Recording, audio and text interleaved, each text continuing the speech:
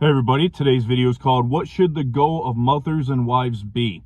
And today we step out of our pass-through focus of the Gospel according to Matthew for our 21st Topical Saturday of 2025.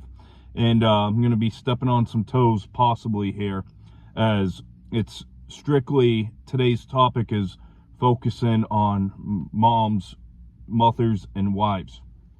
And so I know the question usually goes, well, what about the men? What about the dads, the husbands, all that? And, you know, that topic can be a topic for another day.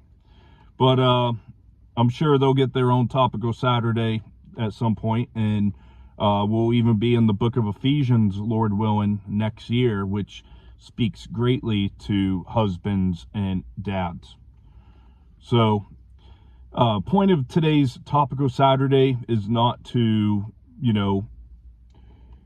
condemn anybody specifically.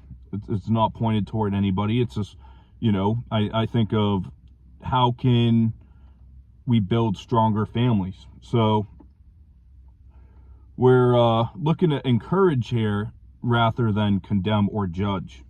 And so we're going to be in the book of Proverbs, chapter 31, obviously. It's a really great chapter. We're not going to read the whole chapter here, but we're going to look at one verse that's going to be our main go-to verse. And Proverbs chapter 31, verse 15 is our key verse, I like to say, for our Topical Saturday. Proverbs 31:15. She also rises while it is yet night and provides food for her household and a portion for her maid servants. So I understand that when Lethuel's mom spoke here, we're talking about, a couple thousand years ago. And I realize today society is much different. Many moms and wives are working full-time jobs. They might still be taking care of, the house needs. They might be doing all the above.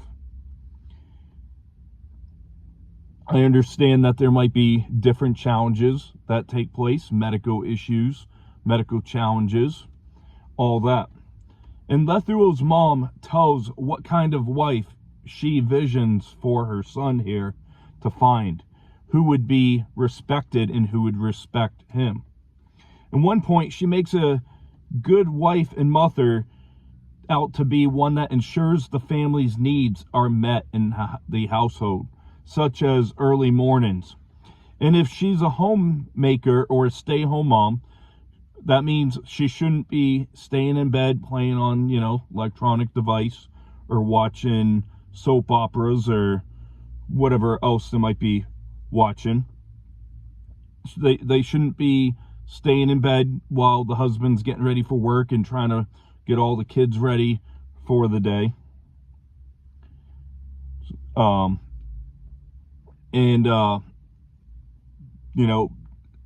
household can be stronger if everyone is helping out one together.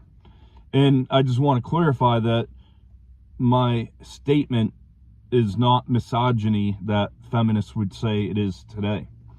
I'm actually making a biblical point through the book of Proverbs chapter 31. And our fallen culture, who sees it offensive, is why we see so many broken households today, broken family units, and we see the effects of this stuff.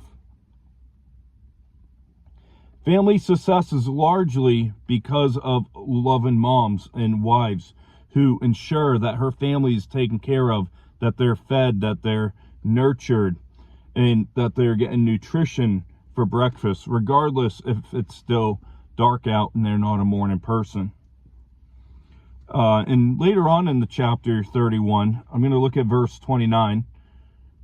Lethuel mom says, "Many daughters have done well, but you excel them all."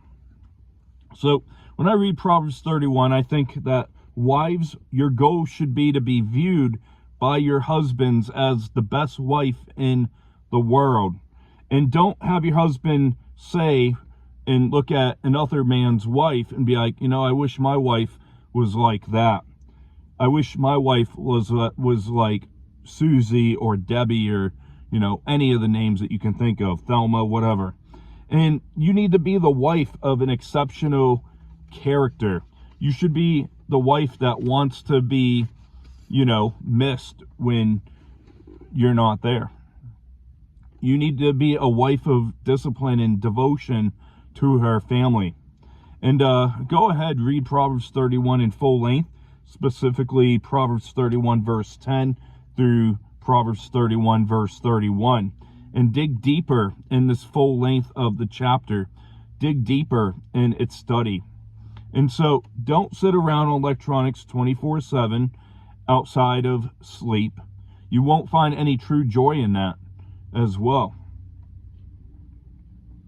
You may say that I'm not a morning person now. I don't want to be up before the sun comes up. This is probably one of the worst times of the year, in my opinion, because the sun doesn't come up till, like 7 o'clock, 7:30, so on in the winter time. You say, I'm not a morning person. Simple solution. Go to bed earlier. And let's go to Proverbs chapter 6, verse 6 through 11. It says here, go to the ant, you sluggard, consider her ways and be wise, which having no captain, overseer, or ruler, provides her supplies in the summer, and gathers her food in the harvest. How long will you slumber, O sluggard? When will you rise from your sleep, O little sleep, O a little slumber, a little folding of the hands to sleep? So shall your poverty come upon you like a prowler, and your need like an armed man. So Solomon in the book of Proverbs earlier ridiculed the slothful approach to things. Let's go to Proverbs 19 verse 15. It says here, laziness casts one into a deep sleep, and an idle person will suffer hunger. So sleep and slothfulness are addicting, and it's contagious. And I'm not going to lie, I love sleep. I love to get those days where I can, get above 8 hours of sleep. Sometimes I like to sleep 10 hours if I could.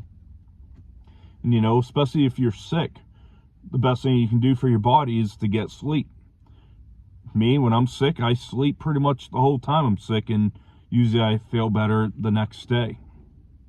So there's nothing wrong with sleep, but, we need to be productive in the family unit. Let's go to Proverbs 20, verse 13. It says here, do not love sleep, lest you come to poverty. Open your eyes, and you will be satisfied with bread. So success starts by getting up on time and being selfless. And most wives and mothers who are dedicated in serving their family are going to be the ones that have the most joy. They're more happy, and they're more confident. And they are loved more and should have the respect if the husband is loving her as Christ has called him to, as Christ loves the church. And now I'm going to point out to us men, because I don't believe, you can end this study without saying this.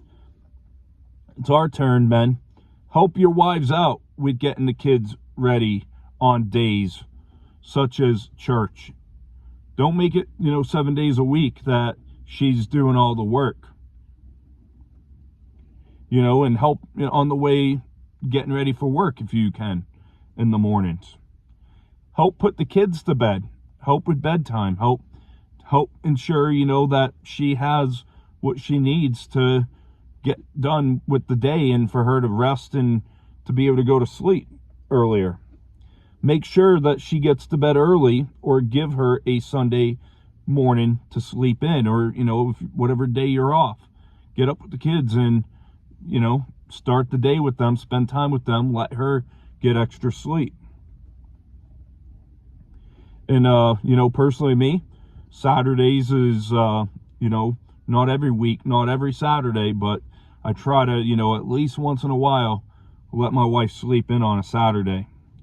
And, our family life is chaotic between my job, which is kind of like 10 jobs in one, and, just providing for a family with a child with disability, all that. But my wife ensures to help get the kids ready in the morning.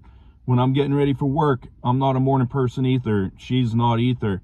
She's getting them breakfast, their clothes, all that ready, and I bring them to school on the way to work. She handles the household cleaning. I try to help out in some ways. I like to do the dishes. It's just something I like to do. Try to help out some way besides just the trash.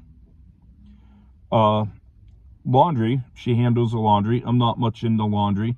I don't get the focus to wait for it and all that. And my wife still works part-time. And I'm thankful for my wife for these 15 years, because that's the only way our family has succeeded is because of her.